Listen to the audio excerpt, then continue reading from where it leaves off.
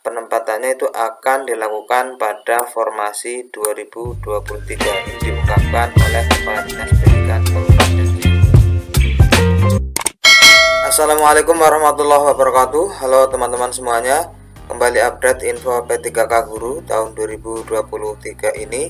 Buat teman-teman yang belum dinyatakan lulus pada seleksi P3K tahun 2022, tidak usah putus asa. Insya Allah di 2023 ini ada jalan keluar. Teman-teman tetap berdoa karena sedang dirumuskan aturan baru dari Kemendikbudristek bersama timnya. Dan ini akan saya sampaikan kategori guru honorer otomatis ikut seleksi P3K 2023 yang insya Allah akan prioritas ASN P3K tanpa melalui tes. Kategorinya apa saja? Sebelum lanjut, buat teman-teman yang belum subscribe channel ini, silahkan klik tombol subscribe-nya dan saya ucapkan banyak terima kasih. Baik, kita lanjutkan kategori guru honorer otomatis ikut seleksi P3K 2023. Insya Allah prioritas ASN P3K tanpa tes. Yang pertama adalah kategorinya bagi pelamar prioritas 1 seleksi P3K guru 2022 yang batal penempatan. Pengalaman batal penempatan ini terjadi juga di Pemda Cianjur, Jawa Barat. Ini sebanyak 41 kategori pelamar prioritas pertama itu dibatalkan penempatannya diakibatkan karena ada pelamar yang nilainya lebih tinggi atau kalah ranking. Ini disampaikan oleh Dinas Pendidikan setempat bahwa Kabupaten Cianjur sebanyak 41 orang dari pelamar prioritas pertama kelulusannya ditangguhkan dan tidak masuk dalam formasi tahun 2022. Kemendikbudristek mengirimkan surat kepada Disdikpora Cianjur tentang tidak lolosnya 41 orang ini dan penempatannya itu akan dilakukan pada formasi 2023. Ini diungkapkan oleh Kepala Dinas Pendidikan Kabupaten Cianjur.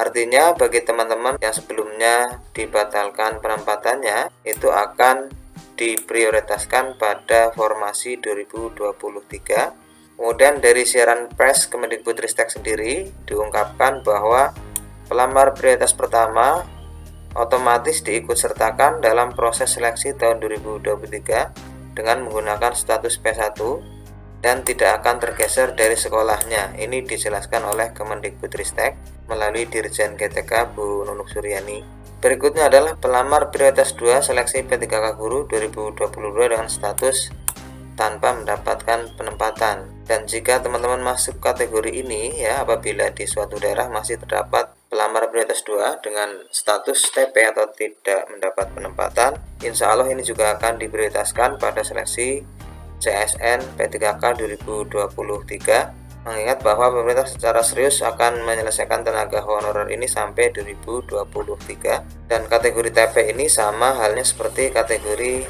pada seleksi 2021, yaitu sudah lulus passing grade.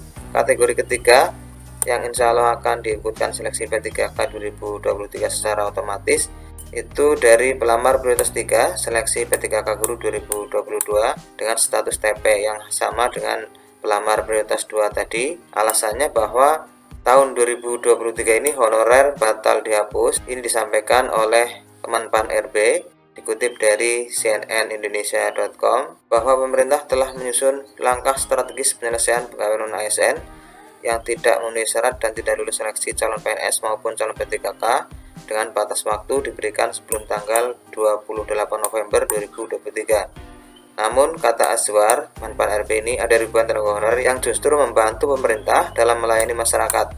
Menurutnya, jika aturan tersebut diberlakukan, akan ada pemberhentian besar-besaran.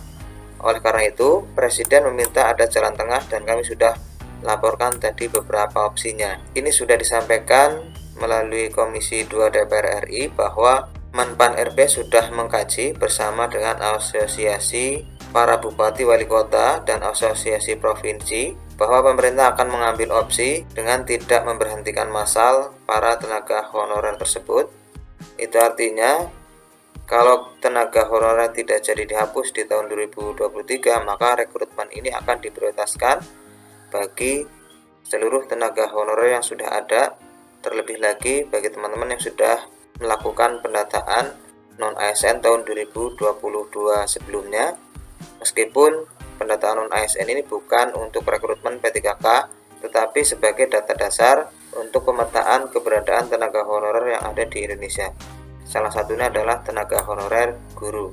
Alasan berikutnya adalah kategori TP atau tidak mendapatkan penempatan itu sama persis dengan kategori yang sudah lulus passing grade 2021, tetapi dia itu tidak mendapatkan penempatan, statusnya adalah tidak dapat ditempatkan meskipun secara passing grade itu lulus. Dan untuk kategori P2 dan P3 rekrutmen tahun 2022 ini meskipun tidak ada seleksi CAT, tetapi nilai yang dihasilkan dari observasi atau penilaian kesesuaian itu sudah dikonversi menjadi nilai dengan kategori seperti sebagaimana nilai CAT, sehingga tidak ada yang tidak lolos kecuali yang tidak diobservasi oleh senior ataupun kepala sekolah maupun dari dinas. Sehingga untuk seleksi tahun 2022 ini teman-teman dengan status kelulusannya TP atau tanpa penempatan itu sebenarnya sudah lulus passing grade karena nilainya sudah dikonversi menjadi nilai sebagaimana pada kategori nilai CAT. Tentunya semua kategori pelamar ini nanti akan menunggu regulasi yang baru yang sedang digodok atau dirumuskan oleh Kemendikbudristek bersama timnya. Dan informasi ini sifatnya hanya diskusi. Buat teman-teman yang punya pendapat lain silahkan isikan kolom komentar. Semoga bermanfaat. Wassalamualaikum warahmatullahi wabarakatuh.